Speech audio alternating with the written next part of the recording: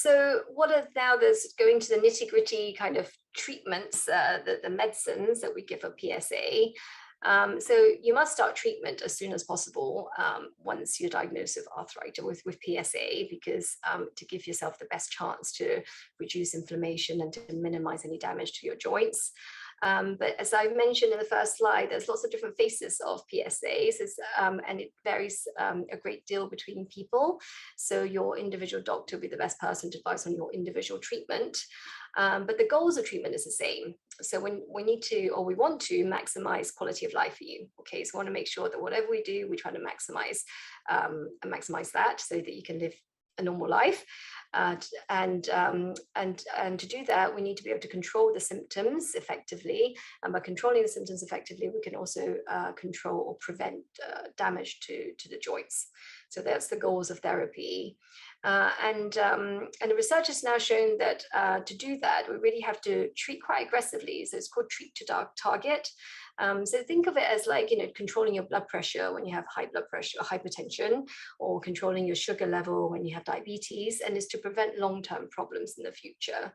And for us, for PSA, as well as other conditions, we aim for something called remission or low disease activity state, where we're trying to minimize the inflammation as much as we can. So this is a very complicated algorithm. So just one of the many ways we can treat PSA, and this is the European guidelines. And I'm not going to go through it all, but I just want to highlight that the ethos is all the same. Is that we're trying to achieve targets. So we're trying to find a low disease activity, low inflammation target, and we monitor you quite aggressively at the beginning when you do have disease activity. So it's important that you do come to your appointments on time, and that once one thing doesn't work and we need to increase treatment or change treatment quickly. Okay, so every 4 weeks even at the beginning, or at least 4 to 12 weeks to think about escalation or increasing treatment. Now, how do we assess disease activity? Again, there's lots of different ways we do this. But essentially, we do have a good look at all your joints, and you can see we have lots of joints in our body, especially for PSA. So this is called a DAPSA score. So we look through all your joints and we see which ones are painful, which ones are swollen. I'm sure you've had doctors ask you, how you think your activity is, because that's actually important for us to know for all these scores as well. So out of 10 or out of 100, how good or how bad you think you are.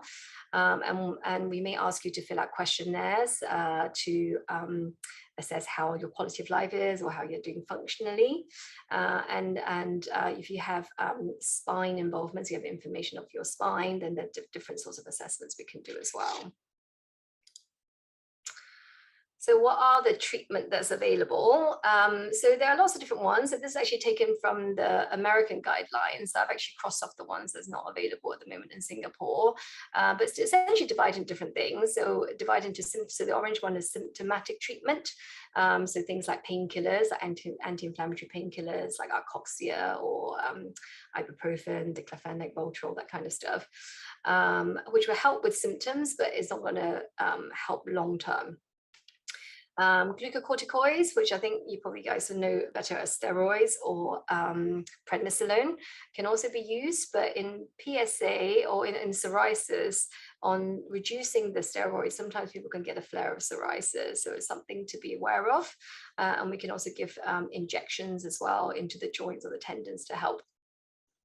The first group of treatment we give are called DMARDs. So these are called disease-modifying anti-rheumatic drugs, and they act by suppressing the immune system. So these are tablets. I'm sure some of these may be familiar to you.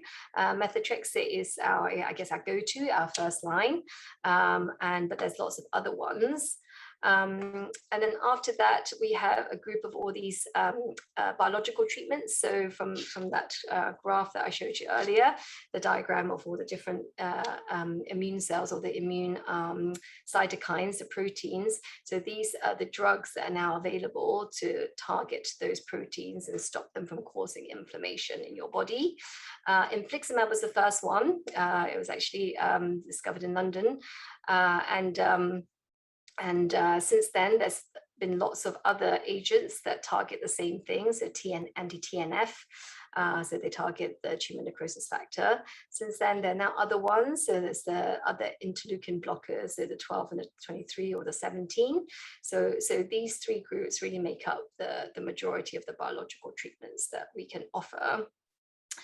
But no matter what we give you, so whether DMARDs or biologics, like all drugs, there could be potential side effects. So it's important that you do come to see your rheumatologist regularly for long-term monitoring for its effects, so see how well it's working, but also to look at for side effects. And you're likely to need blood monitoring as well as a blood test long-term. So this is just a reminder of that graph, so of the various naughty pro-inflammatory, molecules that increases inflammation in your body. So biosimilars is a very exciting field. I think some of you may have already heard of this. So because the biological, so we all know that biological treatments are very expensive, but because they've been around for quite a long time now, they now gone off patent, which means that other companies can now make the same drug, and these are now called biosimilars, and there's lots and lots on the market now. And so biosimilars are also biological medicines, and they are highly similar to the original one, so what we call the biooriginator. But the advantage of this, which is exciting for us, but also exciting for the patient, is much cheaper. So we're talking, from thousands, we're talking, now hundreds, or even just, tens of dollars for each injection. So it's a very exciting time for us as rheumatologists. So biosimilars have no clinically meaningful differences from the biooriginator, which means that they've gone through robust clinical studies, and there's no difference that they can find compared to the original one. So it means that you should expect the same safety and effectiveness profile. Okay, and examples of this is, so infliximab, like I said, it's the first one that was on the market for anti-TNF, and so the biooriginator is Remicade, and now the new one is called Remsima. The biosimilar is Remsima, and for adalimumab, so in the past year, so the original one is called Humira, and we now have Amjevita, which is now only at NUH with subsidies, only about $80 per injection. So it's a huge saving from thousands. So it's a very exciting time for us.